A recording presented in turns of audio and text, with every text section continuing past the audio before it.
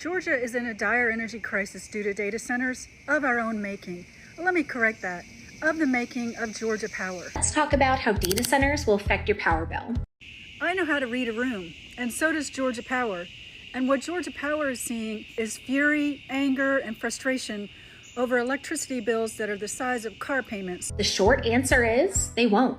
New rules ensure that data centers pay for the infrastructure they need. The PSC did pass rules claiming that data centers would pay for all grid expansion costs. So residential and small business customers aren't impacted. We know from many years of experience that Georgia Power's controlling the Public Service Commission, not the other way around. And the facts are, And these so-called rules were a pretext to prevent the Georgia legislature from passing a law that would have required data centers to pay for the grid expansion, that Georgia Power trotted on down to the legislature during the committee meeting and opposed. If data centers were really going to pay for all costs related to the infrastructure expansion, would they have opposed a law saying the same thing? No, they wouldn't have. large energy users like data centers are helping us keep rates frozen. No, they've produced this nice little video to try to trick you into thinking that they're doing something good by freezing rates for 3 years. That's ridiculous. This rate freeze locks in the highest profit level for any utility in the country.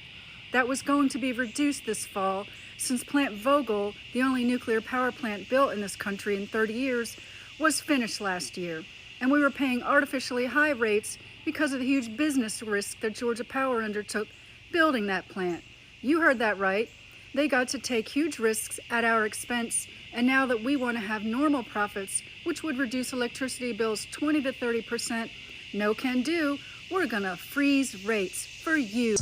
We're here to protect your bottom line, and data centers are not going to change that. Bottom line, I cannot believe the gall that Georgia Power has to say that after what they've done to Georgia Power customers with 6 rate increases just in the last 2 years, delivering enormous profits to stockholders and the executive suite at Southern Company.